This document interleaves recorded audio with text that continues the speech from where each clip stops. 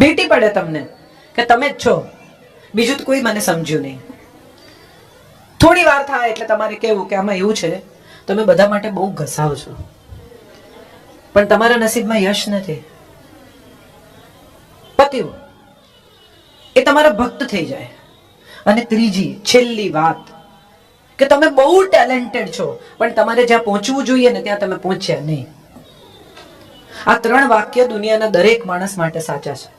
બધાને લાગે છે કે એને કોઈ સમજતું નથી, બધાને લાગે છે કે ઘસાય છે પણ કોઈ એને એપ્રિશિએટ કરતું નથી, અને બધાને લાગે છે કે જિંદગીમાં એને જે મળવું જોઈતું હતું એ મળ્યું નથી. આ કોઈના પણ માટે સાચું છે. ખરેખર તો સવાલ એ છે કે સ્ત્રી છે શું? આજના સમયમાં આટલી બધી કમ્પ્લેન, આટલું ફ્રસ્ટ્રેશન, આટલા બધા હેલ્થ પ્રોબ્લેમ્સ. બહુ જ ઓછા લોકોને ખબર હશે કે ઓફિશિયલ આંકડા મુજબ આ દેશમાં દર વર્ષે 2 લાખ લોકો, 2 લાખથી વધારે લોકો આપઘાત કરે છે, જેમાં 1,35,000 સ્ત્રીઓ છે. આ ઓફિશિયલી ચોપડે નોંધાયેલા આંકડા છે. એટલે જે નથી નોંધાયા એના વિશેની ચર્ચા તો હજી આપણે કરી શકીએ એમ જ નથી. કેટલા લોકો પ્રયાસ કરે છે એ આખી જુદી વાત છે. દુનિયાની કોઈ પણ પરિસ્થિતિ તમને એટલા બધા કેવી રીતે હરાવે કે તમે આટલી સુંદર જિંદગી ટૂંકાવવાની વાત કરો. અને ખરેખર બધા જે કહેતા હોય ને એ ભગવાન ઉપાડી લે, એ ભગવાન ઉપાડી લે, એની સામે જો ખરેખર આવીને ઉભો રહે ને કે ચાલ આવું છે તો જુઓ મજા. એને જવું નથી. ખાલી કોઈને શું કામ ત્રાસ આપવાનો? આપણે ભગવાનને એટલો ત્રાસ આપીએ છીએ કે જ્યારે ખરેખર આપણે પ્રાર્થના કરવા જઈએ ને ત્યારે એને એમ થાય કે બીજું એક વાઘ આવ્યો રે વાઘ આવ્યો. તમે વિચાર કરો, રોજ તમારે ઘેર કોઈ નાહી ધોઈ સવારના પોરમાં ચપ્પલ કાઢી અને ગોઠવાઈ જાય ડ્રોઈંગ રૂમમાં. એવરી ડે મોર્નિંગ 8, 8:30, 7:30, 8 નાહી ધોઈ સરસ ચોખ્ખા તૈયાર થઈ અને તમારા ડ્રોઈંગ રૂમમાં ચપ્પલ કાઢીને પલાઠી વાળીને ગોઠવાઈ જાય. રોજ કઈ માંગે, તમે કેટલા દિવસ આપશો? કેટલા દિવસ આપી શકાય? એક દિવસ એવો આવે કે જ્યારે તમે એમ કહો કે ભાઈ હવે કાલથી નહીં આવતા, બહુ પ્લીઝ હું તમને હાથ જોડું છું, બેન કાલથી નહીં આવતા. ઈશ્વરની મજા એ છે કે તમને કહેતો નથી કે કાલથી નહીં આવતા. અંદર ગયેલો ભિખારી અને બહાર ઉભેલા ભિખારીમાં ખાલી અમાઉન્ટનો ફેર છે. અંદર વાળાને લાખો જોઈએ છે અને બહાર બિચારો 150માં માની જાય છે. બાકી ભિખારી તો બધા જ છે. કોઈએ જઈને એમ કહ્યું ભગવાનને કે યાર થેન્ક યુ સો મચ, 50 વર્ષની ઉંમરે હું 50 પગથિયે 67 ચડી જાઉં છું, આનાથી વધારે તારી પાસે કે માંગવા જેવું છે જ નહીં. ઉમાશંકર જોશીએ બહુ સુંદર 2 લીટી લખી છે. 3 વાના મુજને દીધા, હૈયું મસ્તક હાથ, બહુ દીધું દીનાનાથ, હવે ચોથું નથી માંગવું. આપણે બધા જ ક્યાંક ને ક્યાંક કશુંક ને કશું ખૂટ્યાની ફરિયાદ કેટલા આનંદથી કરીએ છીએ. વિચારો, એક જણ બીજાને ફોન કરે કે મારા કામ વાળી નથી, મારી પણ આવી જ રીતે હેરાન. અરે પણ એને તો સાંભળો, એને તમને કમ્પ્લેન કરવા ફોન કર્યો છે, તમે ક્યાં ચાલુ થઈ ગયા? આપણે બધા જ આવા છીએ.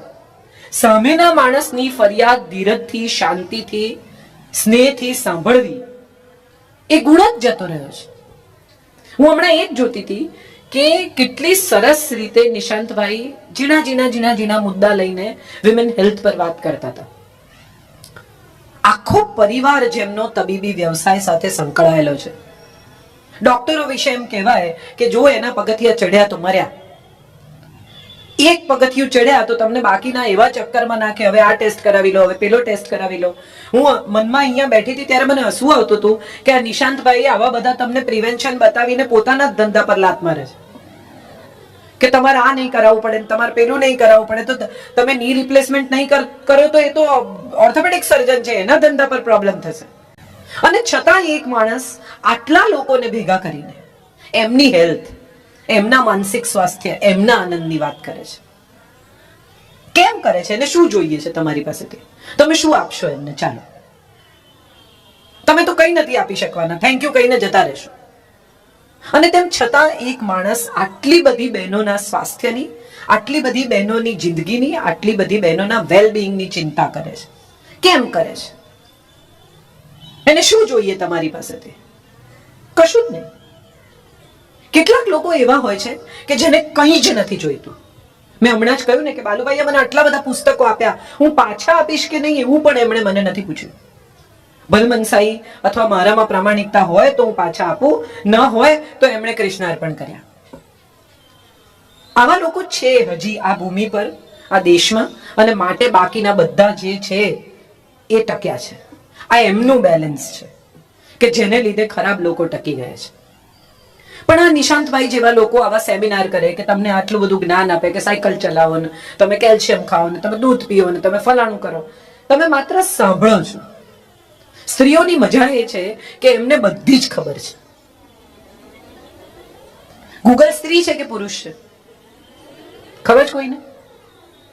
આ ગૂગલ જે છે, ગૂગલ નામનું જે શોધાયું છે એપ, એ સ્ત્રી છે કે પુરુષ છે? સ્ત્રી છે. કેમ ખબર છે? તમે એને એક સવાલ પૂછો ને એના બદલામાં એ તમને 5 સવાલ પૂછે. તમે લખો કે વેરાવળ એટલે પૂછે which road, from where, car, walking, train. આ બધા સવાલ તમને પૂછતા જાય. હું ઘણી વાર વિચારું છું કે રાધા કૃષ્ણના લગ્ન ન થયા. આપણે બધા રાધા કૃષ્ણની પૂજા કરીએ ને બહુ અમર પ્રેમીઓ તરીકે જોઈએ ને કેટલો બધો વિચાર, પણ સપોઝ કે રાધા કૃષ્ણના લગ્ન થયા હોત તો શું થયું હોત? કૃષ્ણ એકાદ દિવસ કહેત ને દ્વારિકાથી કે આજે જરા ગોકુળ જવું છે, મારે કામ છે, એટલે રાધા કહેત કે કેમ કાલ સુધી તો કઈ નહોતું, અચાનક કામ આવી ગયું? એટલે કૃષ્ણ કહે કે હા બસ સાંજે આવતો રહીશ, રોકાઈ ના જતા, પછી ત્યાં જઈને ફોન કરશો કે હું આજે નથી આવવાનો. ચલો એક કામ કરો, હું આવું, મમ્મી પણ ત્યાં છે, મળતી આવીશ. સવાલ એ છે કે સ્ત્રીને જો સૌથી વધુ કોઈ વાતે તકલીફ આપી હોય ને તો એના પોતાના મને આપી છે. આ જગતની તમામ સ્ત્રી માંથી જેટલી દુખી છે ને એ એના પોતાના મનથી દુખી છે. એકતા કપૂરની સિરિયલ તમે બધા જુઓ જ છો, હા કે ના? હા નો અવાજ એકદમ ધીમો છે, કારણ કે એમને ખબર છે કે અમે ખોટું કરીએ છીએ. સ્વીકારવું નથી, કઈ વાંધો નહીં. આ ટેલિવિઝનની સિરિયલ્સ જેટલી તમે જુઓ છો એમાંથી કેટલી સિરિયલ તમને પોઝિટિવ શીખવે છે? સારા થવું, સાચા થવું, પ્રામાણિક થવું, પરિવારને પ્રેમ કરવો, પુત્રવધુને પ્રેમ કરવો, સંતાનોની સાથે સારી રીતે વર્તવું. કેટલી સિરિયલ્સ તમને આ શીખવે છે? લગભગ તમામ સિરિયલમાં એક સાસુ છે જે પગથિયા પર તેલ રેડે છે જેથી એની પ્રેગ્નન્ટ વહુ પડી જાય. આમાંથી કેટલી સાસુએ રેડ્યું છે મને કહો તો જરા? આમાંથી કેટલી નણંદો એવી છે કે જેણે ખીરમાં મીઠું નાખ્યું છે? અને જો એવું નથી, મજા તો એ છે સાહેબ કે સ્ત્રીઓ જોતી હોય. અમારે ઘરે બી એવી સ્ત્રીઓ છે કે આવું તે કઈ હોય તો પણ ન હોય તો શું કામ જુઓ છો? આ બધું તદ્દન હંબગ છે. હંબગ છે તો એ જોવું છે. એનું સૌથી મોટું કારણ એ છે કે આપણને સૌથી વધુ આકર્ષતી કોઈ ચીજ હોય ને તો એ નેગેટિવિટી છે. ગોસિપ, નિંદારસ, મહારસ, બધાને મજા આવે છે કોઈના પણ વિશે વાત કરવાની. આ કિટી હોય, નાના નાના પરિવારોની મીટિંગ્સ હોય, બધી સ્ત્રીઓનું મંડળ હોય, એમાં જે ગેરહાજર રહ્યું ને એનું આવી બન્યું. એ દિવસે એનો વારો. સવાલ એ છે કે આપણે જ્યારે બીજા વિશે વાત કરીએ છીએ ત્યારે આપણે ભૂલી જઈએ છીએ કે આપણામાં પણ કશું એવું છે જેના વિશે વાત થઈ શકે છે. આપણામાં પણ કશું એવું છે કે જેને વિશે બીજા વાત કરી શકે, જેને વિશે બીજા ક્રિટિસાઇઝ કરી શકે. પણ આપણે એ વિશે વિચારવા તૈયાર જ નથી. બધાને એમ છે કે હું પરફેક્ટ છું, તમારામાં પ્રોબ્લેમ છે. કેટલા બધા ઘરોમાં જ્યારે ઝઘડો થાય પતિ પત્ની વચ્ચે, થાય જ, ન થાય એવું ભાગ્યે જ બને. ગાંધીજીને એકવાર એક બ્રિટિશ પત્રકારે પૂછ્યું કે બાપુ તમારે ને બાને ઝઘડો નથી થતો? તો બાપુએ કહ્યું ના. એટલે બ્રિટિશ પત્રકારે પૂછ્યું કે કેમ એવું? એટલે ગાંધીજીએ બપોરે 2 વાગે કહ્યું કે બા ફાનસ આપી જજો. એટલે બાએ અંદરથી પૂછ્યું સળગાવીને કે એમને? એટલે બાપુએ કહ્યું સળગાવીને. એટલે બા સળગાવી અને ફાનસ મૂકી ગયા. એટલે પેલા બ્રિટિશ પત્રકારે પૂછ્યું કે તમે એવું કહેવા માંગો છો કે તમારું બધું કયું માને છે એટલે તમારે ઝઘડો નથી થતો? એ ગુલામની જેમ વર્તે છે, તમારી બધી વાત માને છે, દલીલ નથી કરતા, એટલે તમારે ઝઘડો નથી થતો? એટલે ગાંધીજીએ કહ્યું કે એવું નથી, તમે જશો ને પછી આવશે. અને મને કહેશે કે મગજ ઠેકાણે છે ને. અમે ત્રીજા માણસની સામે નથી લડતા. જગતના કોઈ પણ માણસને એવી કેવી રીતે ખબર પડે કે અમારી વચ્ચે મતભેદ છે? આજના સમયમાં કેટલા બધા માતા પિતાને હું જોઉં કે હિંચકા પર બેઠા હોય, માનું માથું પિતાના ખભે હોય, પિતાએ માનો હાથ પકડ્યો હોય, સ્નેહપૂર્ણ એક સાંજ હોય, અને જો બચ્ચા આવે ને તો એકદમ છૂટા પડી જાય. માતા પિતા એકબીજાને સ્નેહ કરતા હોય એનાથી સુંદર દ્રશ્ય બીજું કયું હોઈ શકે? ત્યાં આપણી સભ્યતા ઝંખવાઈ જાય છે. છોકરાઓની સામે એવું નહીં કરવાનું, પણ છોકરાઓની સામે લડવાનું ખરું, એમાં વાંધો નહીં. એમાં મમ્મી કહે કે તમે ડફણ જેવા છો, તો એમાં કઈ એમાં અસભ્યતા નથી. પિતા એમ કે તારી મામા અક્કલ જ નથી, તો એમાં અસભ્યતા નથી. અસભ્યતા તો પ્રેમ દેખાડવામાં છે, અસભ્યતા તો સ્નેહ દેખાડવામાં છે, અસભ્યતા એકબીજા વિશેનો અનુરાગ દેખાડવામાં છે, અસભ્યતા એકબીજા વિશેની આસક્તિ દેખાડવામાં છે. ગંદકી ઉછાળવામાં ક્યાં અસભ્યતા છે? દિશા જ ખોટી પકડાઈ ગઈ છે સંબંધોની. આ દેશનું નામ ભારત છે. દુષ્યંત અને શકુંતલાના લવ ચાઇલ્ડના નામ પરથી આ દેશનું નામ છે. ભરતના જન્મ પછી સ્વીકારે છે દુષ્યંત શકુંતલાને. ગંધર્વ વિવાહનું સંતાન છે, પ્રેમનું સંતાન છે, જેના નામ પરથી આ દેશનું નામ ભારત પડ્યું છે. પણ આ દેશે સૌથી વધુ વિરોધ કોઈ ચીજનો કર્યો હોય ને તો એ પ્રેમનો કર્યો. આ દેશમાં જો ખરેખર કોઈની હય લાગી હોય ને તો એ પ્રેમીઓની લાગી છે. એક બગીચામાં બિચારા ખૂણામાં શાંતિથી બેઠા હોય અને આવે પોલીસ, આ શું કરો છો? ચલો તમારે ઘેર લઈ જાઓ, મા બાપને બતાવો. શું કરે છે આને તમને અસભ્યતા લાગે છે? પણ આટલા નેતાઓ, આટલા સાધુઓ, આટલા કહેવાતા ધર્મગુરુઓ કેટલી બધી પાપ લીલા કરે છે, અને છતાં એ લોકો ત્યાં જઈને હાથ જોડીને માથું નમાવે છે. એક પૂર્ણ પવિત્ર સ્નેહ આપણને નડે છે, આપણને વ્યભિચાર નથી નડતો. આટલી બધી સ્ત્રીઓ ભેગી થઈને જો નક્કી કરે કે અમે અંધશ્રદ્ધાનો વિરોધ કરીશું, અમે કોઈ જ્યોતિષ પાસે, અમે કોઈ વશીકરણ, ભૂત ભુવા, દુરા ધાગા, બાધા આખડીમાં નહીં માનીએ, તો હું માનું કે નિશાંતભાઈએ કરેલી આ મીટિંગ કોઈક કારણસર કશુંક મેળવી શકે. બધા સવારે ઉઠીને પઠણ ને નયન કચ્છ ને વાંચે, આજે મારો દિવસ કેવો જશે. આ હસશે છે ને એ બધા વાંચે છે, જેટલાને હસવું આવે છે ને એ બધા વાંચે છે. સાહેબ, કૃષ્ણ અને કંસની રાશિ એક છે, રામ ને રાવણની રાશિ એક છે, શબરી ને શૂરપણખાની રાશિ એક છે, રાધા ને રૂકમણીની રાશિ એક છે. એમનું ભવિષ્ય એક છે. તો શું વાંચો છો તમે? જેટલા લોકો અડોલ્ફ હિટલરની જન્મ તારીખે જન્મ્યા હશે બધા ક્રૂર હશે. જેટલા લોકો સચિન તેંડુલકરની જન્મ તારીખે જન્મ્યા હશે, આ દેશમાં દરરોજ 12,000 બાળકો જન્મે છે. બધા 12,000 નું નસીબ એક સરખું છે? અને જો નથી તો શું છે એવું કે જે એમના નસીબને બદલે છે? એમની લગન છે, એમનો ધ્યેય છે, એમનો પુરુષાર્થ છે.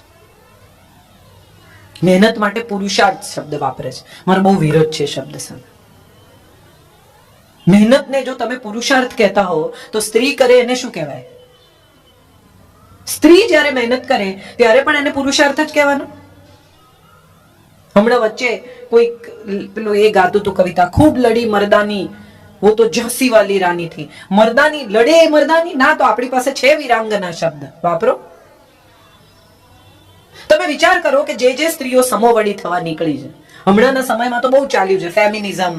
દરેકને એમ છે કે હું યુદ્ધ કરું, હું પુરુષ જેવી થાઉં, હું પુરુષ સમોવડી થઈ જાઉં, ઇક્વલ રાઇટ્સ લઉં. આ ઇક્વલ રાઇટ્સ એટલે શું, એવો સવાલ કોઈને ક્યારેય પૂછ્યો?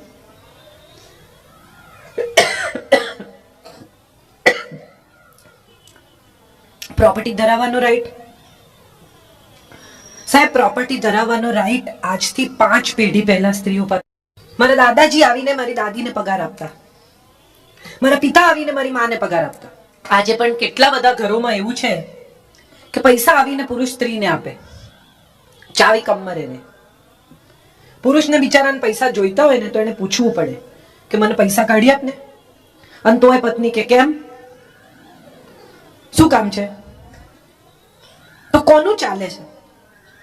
હું તમને એક બહુ મજાનો દાખલો આપું, તમને બહુ મજા આવશે. એક પુરુષ બહારગામ જવાનો હોય ને તો પત્નીઓ કેટલા પ્લાન કરી નાખે, મસાલા ભરી લઈશ ને, ઘર ગોઠવી નાખીશ ને, પડદા ધોઈ નાખીશ ને, આ કરી નાખીશ ને. કોઈ પત્નીને તમે પતિ બહારગામ જવાનો છે એ બાબતે રડતી કકડતી જોઈશ, દુઃખી થતી જોઈશ? ઉલટાની એમ કે હાશ 4 દિવસ જવાના છે. પણ જો એક સ્ત્રી બહારગામ જવાની હોય તો આખું ઘર ચકરાવે ચડે. કેમ તારે 4 દિવસ જવું છે પણ તું વહેલી કેમ ન આવે ને, સ્ત્રીએ બિચારી નાસ્તા કરીને જાય ને, આ કરીને જાય ને, પેલું કરીને જાય ને, એટલી બધી તૈયારી કરે જવાની. સ્ત્રીની બેગ કોઈ બીજું પેક કરે છે? પુરુષની બેગ કોણ પેક કરે? પત્ની. મને હંમેશા એવું લાગ્યું છે કે સ્ત્રી હંમેશા પહેલેથી વધુ સક્ષમ છે. 3 વર્ષની છોકરીને તમે ડીંગલી આપો ને તો એ માં થઈ જાય. એને કોઈએ શીખવવું નથી પડતું કે માં કેમ થવાય. એટલા લાડથી સુવડાવે, એટલા લાડથી હાથમાં લે, એટલા જતનથી એની સાથે રમે, એને વાગે નહીં, જાણે જીવતું બાળક હોય એમ. અને એક દીકરાને આપી જુઓ તમે, પહેલા હાથમાંથી પગ કાઢે, પગમાંથી હાથ કાઢે, આંટી મારી જુએ, નવી જાતનું પ્રાણી કેવું લાગે છે ચેક કરે, વાળ કાપી નાખે ભલું હોય તો. આ પ્રકૃતિ છે. બંનેને ભિન્ન બનાવ્યા છે. એક એપલ છે, એક નારંગી છે. આ બેનો સ્વાદ જુદો છે, આ બેની પ્રકૃતિ જુદી છે, આ બેની પેદાશ જુદી છે, આ બેની ઉછેર જુદો છે. એકબીજા સાથે સરખાવાની ભૂલ જ હું માનું છું આ સમાજને ખોટા રસ્તે લઈ જાય છે. કેમ ઈશ્વરે એવું નક્કી કર્યું કે સ્ત્રીને જ માં બનાવવાની? ક્યાંક કશેક તો પ્રકૃતિએ આ નિર્ણય કરતા પહેલા વિચાર કર્યો છે. પ્રકૃતિ તો ખૂબ વિચારીને નિર્ણય કરે છે. દિવસના ફૂલો બધા રંગીન છે સાહેબ, તમે જુઓ, અને રાતના ફૂલો બધા સફેદ છે. કેટલું વિચારીને ડિઝાઇન કરી છે આ જગતની. પાણીના જેટલા જીવો છે એ બધાનો રંગ લગભગ પાણી જેવો છે. જેટલા પૃથ્વી પરના જીવો છે એમનો રંગ ભૂખરો છે. ક્યાંક ને ક્યાંક એ પત્તાઓ સાથે, જંગલ સાથે મળી જાય એવા બનાવે છે. કેમ આટલું બધું વિચારીને પ્રકૃતિએ બનાવ્યું? અને એ પ્રકૃતિએ સ્ત્રીને માં બનાવી. કેમ? કંઈક તો એને દેખાયું હશે ને. રજનીશે બહુ સરસ વાત કહી છે કે દયા, માયા, ક્ષમા, કરુણા, આ બધા જ શબ્દો, આવા તો હજારો શબ્દો છે કે જે તમામ શબ્દો સ્ત્રીવાચક છે. મમતા, કેટલાય શબ્દો. અને તમે જુઓ, ગુસ્સો, તિરસ્કાર, અહંકાર, આ બધા જ શબ્દો કયા છે? વિચારો, એમાં ગભરાવાની કઈ જરૂર નથી. અહીંયા નથી આયા કોઈ. ડરી છે ને જાઓ છો આટલા બધા? હું અહીંથી કહેતા નથી ડરતી, તમે વિચારતા ડરો છો. સવાલ એ છે કે આ સ્ત્રી પુરુષનું યુદ્ધ જ નથી. તમને સ્ત્રી જેવો પુરુષ ગમે છે? હા કે ના? આમ સેજ સ્ત્રીણ હોય એવો ગમે છે? તો પુરુષ જેવી સ્ત્રી ગમશે? સ્ત્રીની સુંદરતા જેના સ્ત્રીત્વમાં છે. મહાભારતનો એટલો સુંદર પ્રસંગ છે. બાલુભાઈની હાજરીમાં કહેવું એ જ મોટી વાત છે, પણ ભંગેશ્વર રાજાને શાપ લાગે છે અને એને એમ કહેવામાં આવે છે કે તું સ્ત્રી બની જઈશ. એ સ્ત્રી બની જાય છે, 100 પુત્રોને જન્મ આપે છે અને પછી કુબેર પાછા આવે છે અને આવીને એને કહે છે કે બોલ, હવે તારે પુરુષ થવું છે, તારો શાપ પૂરો થાય છે. અને ત્યારે ભંગેશ્વર રાજા કહે છે કે ના, મને સ્ત્રી બનીને, માં બનીને જે આનંદ આવ્યો છે, હું આવનારા 7 જન્મો સુધી સ્ત્રી બનવા માંગુ છું. મારે હવે પુરુષ થવું જ નથી. આજ સુધી દુનિયામાં કોઈ પણ નાનું છોકરું કે મોટો માણસ એ પડી જાય ને વાગે ને દુખે તો એ શું બૂમ પાડે? ઓ માં. કોઈ દિવસ કોઈ પુરુષને, કોઈ દીકરીને, કોઈ બાળકને ઓ બાપ એવી બૂમ પાડતા જોયા છે? હા કે ના? કેમ એવું? એને ખબર છે કે પીડામાં જે આવીને ઊભી રહેશે ને એ તો માં જ હશે. શયનેશુ રંભા, કાર્યેશુ મંત્રી, ભોજ્યેશુ માતા. આવા શ્લોકો સ્ત્રી માટે લખાયા છે. પુરુષ પાસે આવા રોલની અપેક્ષા જ નથી કરાઈ. તમે ફોન ખરીદો ને, સાદો સેલ ફોન, એને તમે લઈને આવો ત્યારે તમને દુકાનવાળો કહે કે આના ડેટા જે ટ્રાન્સફર થાય ને ત્યાં ઊભા રહેજો. એક ફોનમાંથી બીજા ફોનમાં તમે જ્યારે ડેટા ટ્રાન્સફર કરો ત્યારે એને વચ્ચે અડતા નહીં તો ફોન હેંગ થઈ જશે. એક દીકરી જે પોતાના ઘરેથી 20 વર્ષ 30 વર્ષ 25 વર્ષનો ડેટા લઈને આવે છે, એ તમારા ઘરના ફોનમાં ટ્રાન્સફર થાય ત્યાં સુધી તો ધીરજ રાખો. આપણે તો તરત એને બટનો દબાવવા છે, ચાલુ કરવી છે, બંધ કરવી છે, આપણી રીતે બધું એમાં એપ ઉતારી લેવા છે. થોડીક તો ધીરજ રાખો. એક સ્ત્રી પોતાની ઓળખ છોડીને, પોતાના લાડ છોડીને, પોતાનું નામ છોડીને, પોતાની અટક છોડીને, પોતાનો ઉછેર છોડીને, પોતાનો સ્વાદ છોડીને, પોતાની જિંદગીની તમામ બાબતોને છોડીને એટલા માટે આવે છે કારણ કે કોઈને પ્રેમ કરે છે. તમે વિચાર કરો કે જો પુરુષોને હવે જે રીતે રેશિયો બદલાતો જાય છે એ રીતે જો પુરુષોને સાસરે જવું પડે તો શું થાય? કલ્પના જ તમને હસાવે છે. જુઓ, મમ્મી કે દીકરાની કે એને છે ને દીપિકા પદુકોણના પિક્ચર બહુ ગમે છે, જોવા દેજો. અને છે ને થોડો મોડો ઉઠે છે, કામ કરી લેશે બધું પણ બહુ વહેલો નહીં ઉઠાડતા, અને દિવસમાં 3 કપ ચા પીએ છે. આપજો. એક રીંગણાનું શાક બસ એને નથી, એને આગ્રહ નહીં કરતા બિચારાને, એને ઉલટી થઈ જાય છે.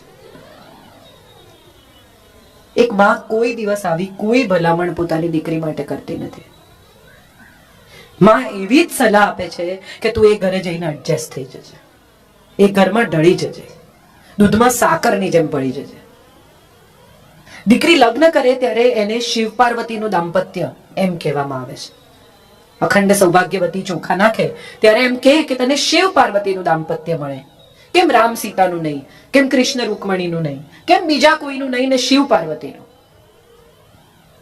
કાલી જ્યારે એકદમ વિધ્વંસ કરવા નીકળે છે મગજ ગુમાવીને, અને હવે તો ભય છે આખી પૃથ્વી પર કે વિનાશ કરી નાખશે, ખતમ કરી નાખશે બધાને, હવે કોઈના હાથમાં આવે એવી છે નહીં, હવે કાબુ બહાર થઈ ગઈ છે, ત્યારે વિષ્ણુ જાય છે શિવ પાસે ને કહે છે કે રોકો તમારી પત્નીને.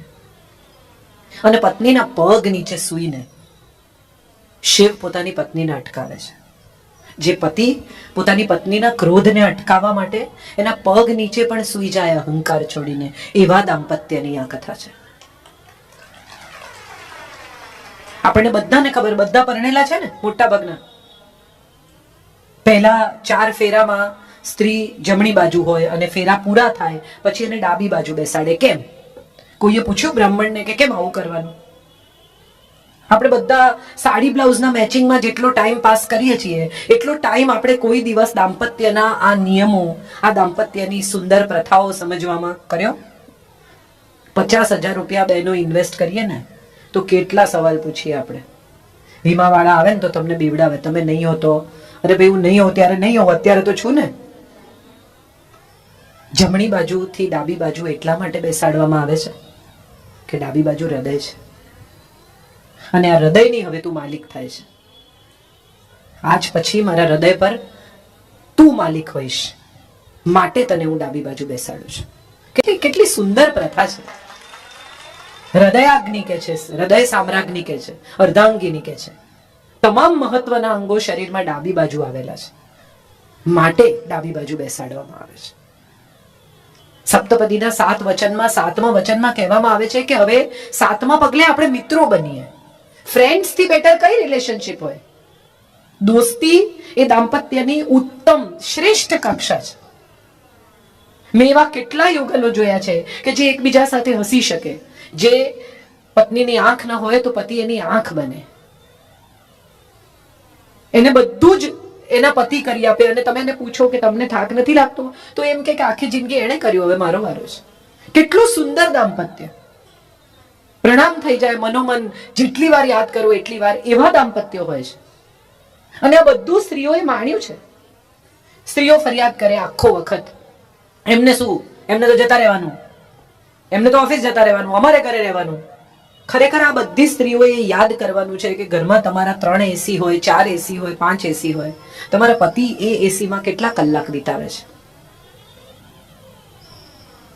એવો એક સર્વે કહે છે કે વિશ્વના મોટા ભાગના શહેરોમાં, મેટ્રોમાં પુરુષો 40 વર્ષ સુધી ટિફિનમાંથી જમે છે. 40 long years of their lives એ લોકો ટિફિનમાંથી જમે છે, અને કદી એ વિશે ફરિયાદ નથી કરતા. આજે નિશાંતભાઈએ કહ્યું કે સ્ત્રીઓને અમુક ઉંમરે આમ થાય ને અમુક ઉંમરે તેમ થાય, અને 45ની નજીક આવે, મેનોપોઝનો પીરિયડ શરૂ થાય અને કકળાટ કરે ને, ગુસ્સો કરે ને, ચીડ કરે ને, હવે મારાથી નથી થતું ને, મેં તો વૈતરું કર્યું ને, હું તો થાકી ગઈ ને, બસ હવે આનાથી વધારે મારાથી નહીં થાય ને, તમારે કરવું હોય તો કરી લો ને. આ બધા ગુસ્સા, આ બધા ક્રોધ કરતી વખતે પત્નીએ એકવાર પણ એવો વિચાર કર્યો છે કે પતિ 50 વર્ષે એવું નથી કહેતો કે કાલથી હું ઓફિસ નહીં જાઉં? કોઈ દિવસ આપણે આપણા જીવન સાથીને થેન્ક યુ કહેવાનો પ્રયત્ન કર્યો છે કે આ જે સગવડ હું ભોગવું છું, જે આનંદથી હું જીવું છું, જે રીતે મારા બાળકો મોટા થયા છે, જે તમે મને આપ્યું છે આટલા વર્ષોમાં, આ માન સન્માન, આ સગવડો, આ સંપત્તિ, આ સુખ, આ બધાના બદલામાં એકવાર બસ તમને થેન્ક યુ કહું છું. ફરિયાદો તો આપણી પાસે બહુ છે દોસ્ત. જિંદગીમાં જો મારે ફરિયાદ કરવી હોય તો હું કરું કે મને હવે પેલા પાછળના બહેનો નથી દેખાતા, લાઈટ ખરાબ છે. શું થઈ શકે? જિંદગીની દરેક બાબત તમે જેમ માંગો એમ તમને મળે એવી કોઈ શરત તો તમને જન્મ આપતી વખતે આપી જ નહોતી કે તમે નીચે જાઓ, તમે જેમ માંગશો એમ થશે. આવું તો એને કોઈ દિવસ કહ્યું જ નહોતું. તકલીફ કોને નથી પડી? મારે આ બહેનોને એ કહેવાનું છે કે આ દેશ ગાર્ગીનો દેશ છે. જનક રાજા શાસ્ત્રાર્થ અનાઉન્સ કરે છે, 1000 ગાયો સોનાની ખરીવાળી, સુવર્ણ મુદ્રાઓ. યાજ્ઞવલ્કે આવે છે ને કહે છે કે લઈ લો આ બધી ગાયો, મારાથી ઇન્ટેલિજન્ટ કોણ છે? અને ત્યારે બચકન ઋષિની દીકરી નાનકડી ઊભી થાય છે ને કહે છે 1 મિનિટ, એવું તમે જાતે નક્કી ન કરી શકો, હું તમને પ્રશ્ન પૂછીશ. યાજ્ઞવલ્કે પણ પૂર્ણ નમ્રતાથી એના સવાલોના જવાબો આપે છે. આ દેશ અનસૂયાનો દેશ, જેણે દેવોને બાળક કરી નાખ્યા. આ દેશ સુકન્યાનો દેશ છે કે જેણે ચ્યવન ઋષિને ફરી એની યુવાની લાવી આપી. આ દેશ અહલ્યાનો દેશ છે કે જે એમ કે છે કે મને આટલી સુંદર બનાવીને તમે મને એક બ્રહ્મચારીને સોંપી દીધી, મને મારી જિંદગી જીવવાનો અધિકાર છે. અને ઇન્દ્ર સાથે પોતાનો સંબંધ બાંધે છે. આ દેશ શકુંતલાનો દેશ છે કે જ્યારે એના પિતા એને મૂકવા જાય છે, કણવ ઋષિ એને આનંદથી કહે છે કે તું જા, તારો પતિ તને બોલાવે છે, અને ત્યારે શકુંતલા એવું પૂછી શકે છે પોતાના પતિને કે આવી જ રીતે હું એને ભૂલી ગઈ હોત અને પછી મેં એને યાદ કર્યો હોત અને મેં એને સ્વીકારવાની તૈયારી બતાવી હોત તો એણે મને સ્વીકારી હોત. જે દેશમાં આટલી બધી ભણેલી ગણેલી હોશિયાર બુદ્ધિશાળી સ્ત્રીઓ છે, તમને બધાને ખબર છે કે ડિમોનિટાઇઝેશન થયું એ વખતે કેટલી સાડીમાંથી કેટલા પૈસા નીકળે. ન કમાતી સ્ત્રીઓએ 50,000 રૂપિયા અને લાખ રૂપિયા કાઢી આપે છે. ક્યાંથી આવે આ પૈસા? સ્ત્રીમાં આવડત છે. 5,000 પણ ઘર ચલાવે, 50,000 પણ ઘર ચલાવે ને 5 લાખમાં પણ ઘર ચલાવે. ગૃહલક્ષ્મી એમને નથી કહેવાય એને. પુરુષ ધન કમાઈને લાવે ને સ્ત્રી એનું ધનમાં રૂપાંતર કરે. પુરુષ તો માત્ર ધન લાવે, સ્ત્રી લક્ષ્મી બનાવે એમાંથી. હું હંમેશા કહું છું કે સ્ત્રીને તમે એક આપો ને એમાંથી અનેક કરીને આપે. તમે એને એક સ્પર્મ આપો ને એમાંથી એ બાળક કરી આપે. તમે એને અનાજ આપો એમાંથી ભોજન કરી આપે. તમે એને મકાન આપો એમાંથી ઘર કરી આપે. તમે એને થોડાક પૈસા આપો એમાંથી એફડી કરી આપે. કરો છો ને બધા? અને આ બધાની સામે તમે એને તિરસ્કાર આપો તો પણ એ અનેક ગણો કરીને પાછો આપે. તમે એને અપમાન આપો તો પણ અનેક ગણું કરીને પાછું આપે. કારણ કે આ તો એની પ્રકૃતિ છે. ધરતીમાં તમે બાજરો વાવો એટલે અનેક ગણો થઈને ઉગે જ. તમે ઘઉં વાવો એટલે અનેક ગણા થઈને ઉગે જ. આ પ્રકૃતિ છે સ્ત્રીની. સવાલ એ છે કે આપણે આ પ્રકૃતિની થોડાક વિરુદ્ધ જઈને કશું બદલવું છે, સુખી થવું છે, સારી રીતે જીવવું છે, કે 50 વર્ષની ઉંમરે કપડાટ કરતા કરતા 70 વર્ષે બીજા લોકોને આપણે ન ગમીએ એવી રીતે મરી જવું છે? આટલો જ સવાલ આપણે આપણી જાતને પૂછવાનો છે. એથી વધુ ખરેખર માણસ કશું કરી પણ શકતો નથી. મુલ્લા નસરુદ્દીન ને એમના વાઇફ 2 જણા લડતા હતા. ખૂબ લડે. પડોશીઓએ તપાસ કરી શું થયું તો મારીને વાસણ ફેંકે, છૂટા ચીસો પાડે. એટલે પડોશીએ કહ્યું કે ભાઈ એકચ્યુઅલી ઝઘડો શેમાંથી થયો? આટલી બધી હદ સુધી તમે આવી ગયા તો ઝઘડો થયો શેમાંથી? એટલે મુલ્લા નસરુદ્દીને સામે છણકો કરીને કહ્યું કે 10 વર્ષ સુધી કોઈ નોટબુક રાખે? હિસાબ નથી હોતો ઝઘડાનો. તમે હમણાં ઝઘડો શરૂ કરો તો તમને સમજણ પડે કે તમે 5 વર્ષ પહેલાના મુદ્દા પર લડી રહ્યા છો. આપણે જ્યારે ગોવા ગયા હતા અને તમે જ્યારે ટાઈમસર નહોતા આવ્યા અને તમે તમારા મિત્રો સાથે બહાર જતા રહેલા, ત્યાંથી શરૂ કરીને આજે તમે ટાઈમસર ન આવ્યા માટે આપણે પિક્ચર જોવા ન જઈ શક્યા. આ આખો ઝઘડાનો સ્પાન છે. ખરેખર મુદ્દો શું છે? એક સ્ત્રી શું કરી શકે? બહુ બધા દાખલા આપવામાં આવે છે તમને, ઇન્દિરા ગાંધી ને, કલ્પના ચાવલા ને, ફોગટ ને બધું. એ કે તમારાથી જુદી નથી, એને કઈ 3 હાથ નથી. વિલ્મા રુડોલ્ફ ઓલિમ્પિકમાં જેણે 9 મેડલ લીધા, એને 9 વર્ષે ડોક્ટરે કહી દીધેલું કે ઊભી નહીં થઈ શકે. હવે આખી જિંદગી આ છોકરીએ પેલી ઘોડી પર ચાલવાનું છે. એક દિવસ વિલ્માએ સવારે જાગીને કહ્યું કે માં, મને સપનું આવ્યું, હું ઓલિમ્પિકમાં દોડું છું. એની માએ કહ્યું કે દોડવું હોય તો દોડી શકાય, મહેનત કરવી પડશે. ડોક્ટરોએ જે છોકરીને એમ કહ્યું હતું કે આ ઊભી નહીં થઈ શકે, એની માએ એને ઊભી કરી, દોડતી કરી, અને એ વિલ્મા રુડોલ્ફ 9 મેડલ લઈ આવી. હજી પણ આજે પણ વિલ્મા રુડોલ્ફ એનો વિક્રમ કોઈ તોડી શક્યું નથી. તાળી પાડવાથી કઈ નહીં થાય. આપણે બધા છે ને તરત પાછું આપી દઈએ. વક્તા સારું બોલે ને એટલે તડતડાટ તાળી પાડી દેવી. તમે સારું બોલ્યા, ઘેર લઈ જાઓ, ચલો અમારા એપ્રિસિએશન પતી ગયું. અમારે કંઈ કરવાનું રહેતું નથી. ખરેખર મારે એ કહેવાનું છે કે હમણાં અત્યારે આ ક્ષણથી નક્કી કરો કે જિંદગી જુદી રીતે જીવવાનો પ્રયત્ન કરશો, જેટલી બાકી છે એટલી. અને એમાં 4 જ વસ્તુ સૌથી મહત્વની છે. એક, ફરિયાદ કરવાનું છોડી દો.